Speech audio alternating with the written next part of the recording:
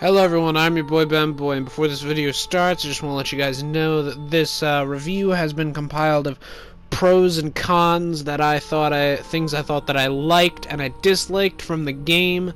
I don't necessarily cover the entire game, just the things that I like, the things that I don't like about it, and yeah, it's all opinions. So, this is just strictly my opinion.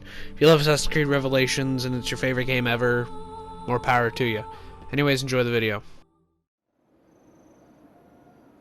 Hello everyone, I'm your boy Bemboy, and welcome to the Assassin's Creed Revelations review. Now, I know that a lot of you guys didn't want this to turn into a review channel, and don't worry, it's not.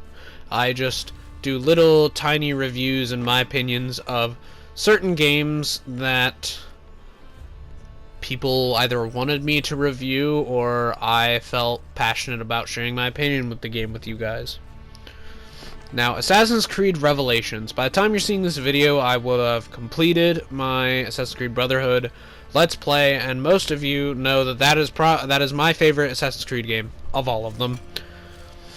And for those of you new to the channel, no, I am not an Assassin's Creed exclusive channel. It's just Ubisoft has had a lot of sales lately, and I ain't gonna pass up the Ezio collection for fucking $25, my dude. That's 3 quality Assassin's Creed games for 20 bucks as opposed to 50. So, I ain't passing that up. Sorry. Anyway, let's get on with the pros and cons, shall we? So the first pro I have of the game is I like how they made Ezio actually a human being in the story and not that I'm gonna kill everyone in revenge for my family dying person. Because in Assassin's Creed 2, his father and his brothers both die.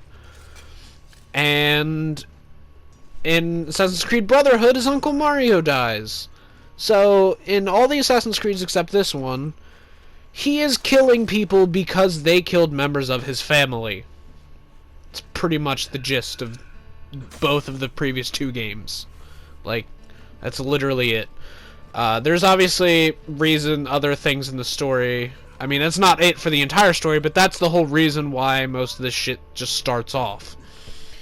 Now, a con that I hate about the game story is I hate how the story seems split up into 2, like, separate paths, which is, like, really stupid to me. I feel like the game could have been, like, way, way shorter than it actually was if they just cut out one of the paths and just left you with the actual story of the game, the part that actually matters, in my opinion.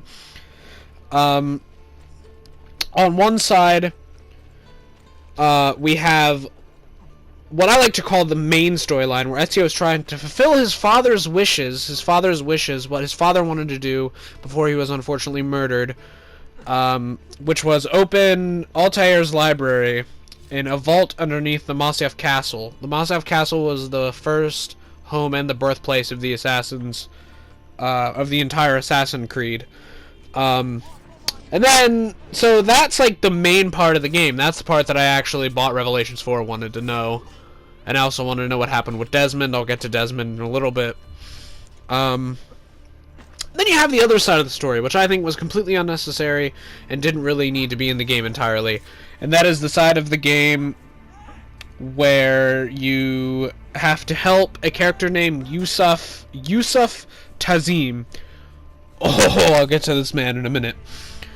Who's not only losing his territory to the Byzantines, whom of which are an extension of the Templars, but he also can't keep his ties and his promises to the son of the next Sultan, or the king. The leader of Constantinople is called the Sultan, right? And so many things happen to this guy.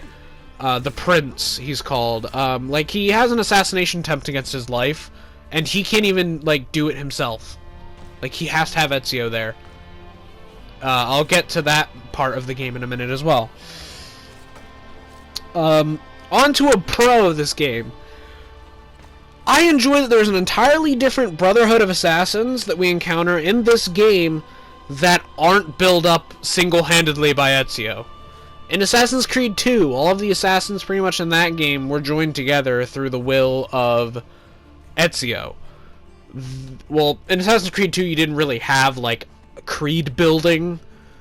But there were a few people in that game that were assassins that would have never cooperated unless Ezio was there. In Assassin's Creed Brotherhood, that's where the whole creed building thing started, and you pretty much single-handedly build that entire creed in Rome. So it's nice to see an actual built-up Assassin Brotherhood. I would have liked it if it had less of a cunt of a leader, but hey, that's just me. Finally we get to Yusuf Tezim. Holy shit. A lot of people liked him in this game. And I have one question for those people. Why? Like, okay, I get it, right? He's the leader of these assassins in Constantinople, I get it. But he does nothing but berate Ezio's stature the entire time, and bitches and moans about all of his problems to Ezio, who then has to fix everything for him. It's so stupid. Like, when they learn that the next Sultan's son is going to be assassinated, calling back to this mission, Yusuf can't just do it himself with his assassins. No, he has to get Ezio to sing and dance and distract the people around the targets. Why couldn't you just have random disguised assassin number 247 do it? Why did Ezio have to be there when he could just have easily been off doing his own shit with Sofia getting the fucking Masyaf keys? I don't understand. The Masyaf keys are these keys that go to the vault door at Masyaf that enter Altair's library. And Yusuf constantly talks down to Ezio and insults his heritage and everything. Now keep in mind, Ezio is the mentor of the entire Assassin Creed. He is literally El Mentore. That's like if at your workplace you just basically looked at your CEO and said, "Fuck off. You emanate from an Italian origin. Kill yourself." Like, that's literally what he's doing. I'm just glad that near towards the end of the game, Yusuf got what was coming to him. And that was a fucking knife in the back. Because fuck you, dude. So, another pro is that a little callback to Ezio's character in the game. I also like how prominent parts of the game are like these little monologues that he has where he reads these letters that he sends to his sister Claudia, which I enjoy it because he's like the only member of his family still alive. His dad and his brother were lynched in Florence, like I said before. And judging by how old Ezio is in this game compared to like how he was in Brotherhood, I'm guessing that every other person acted like normal human beings and have also aged. So, I'm guessing his mother Maria's dead, because she was, like, in her 60s in Brotherhood, probably, or something like that. So, I'm guessing she's dead, and Claudia's probably not even, like, a year or two away from kicking the bucket herself. So, as much as I feel bad saying that, she's the only family member that he has left alive to even tell about his journeys. Another con is I hate how Desmond doesn't really have a place in all of this. Like, in this game, Desmond's story arc in this really doesn't matter other than, hey, it's Subject 16, who I'll get to in a moment.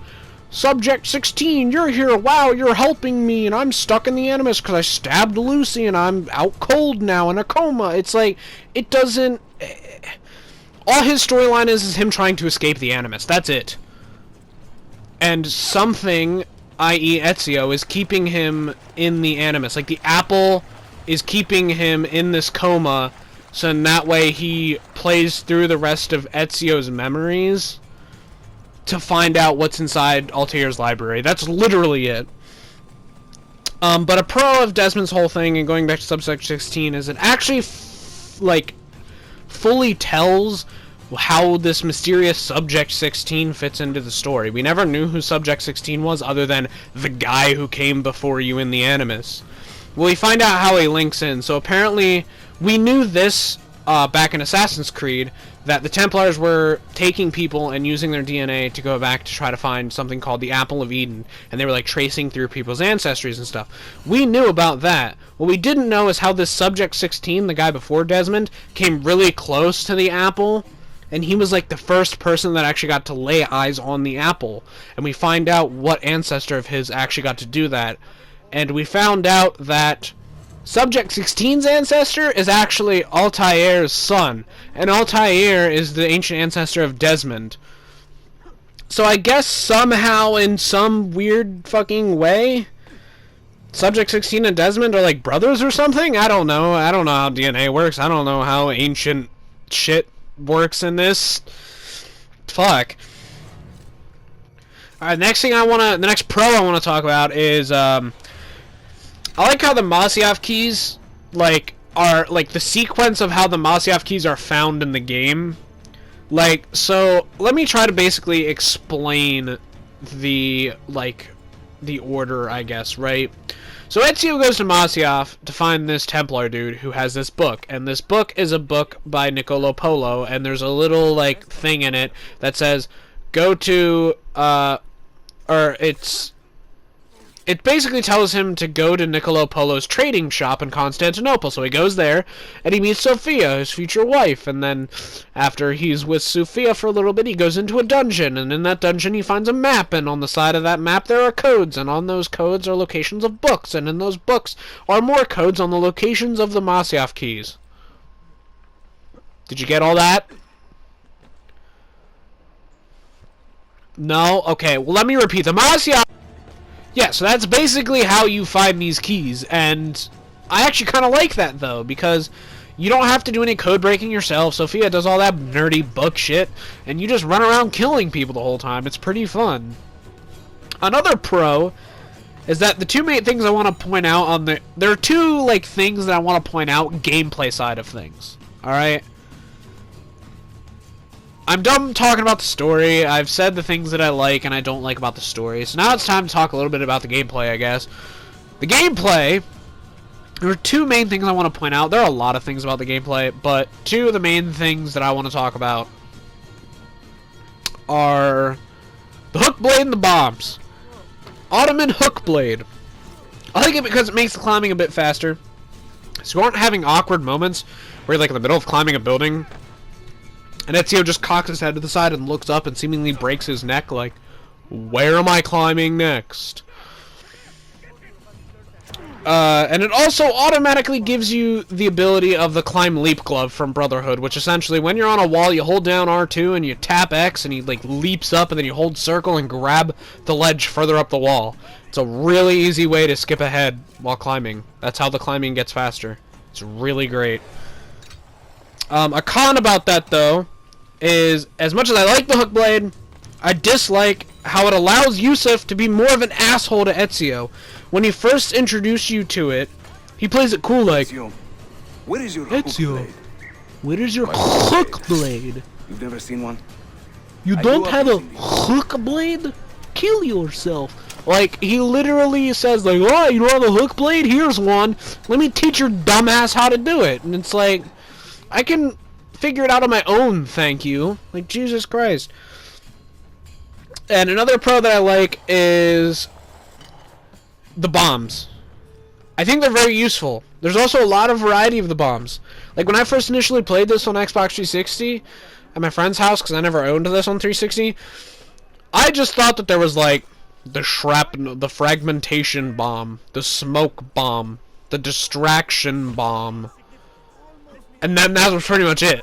But the other day I found a blueprint for a sheep blood bomb, where you basically craft it, throw it at people, and it makes them think they're injured, so they like get scared and run away. It's pretty freaking cool, actually. And the thing that I don't like about the bombs, though, is that you have to collect the parts through just looting chests.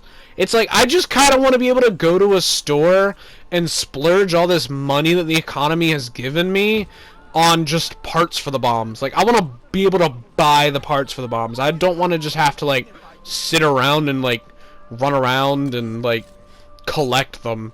Sitting around and running around aren't the same thing, but I don't like running around and collecting them. It takes way too much time, and it's really frustrating if you're trying to craft like X amount of this specific Y bomb, and you have to collect this Z element that you can only find in chests by random chance. It's like, what?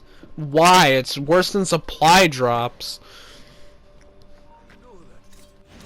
And that's pretty much it. Everything else in the game in terms of gameplay, combat, and all the other aspects of the climbing other than the hook blade stuff is just the same from Assassin's Creed 2 and Brotherhood.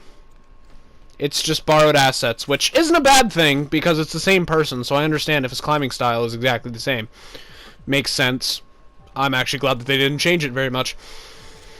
Anyway, that's pretty much it for the review. I think it's a good game. Should you pay $50 for the Ezio collection? Fuck no. Wait until it goes on sale again. Origins is coming out, so I'm sure it'll be on sale again. It might not be as sweet of a deal as $25, or it may even be a sweeter deal. Who knows? I won't be mad if it's a sweeter deal because I am happy with the way it was. So I'd like to thank you guys so much for watching, and I'll see you next time when we play a very special comic-related game. Anyways, see you guys in the next activity. Bye-bye.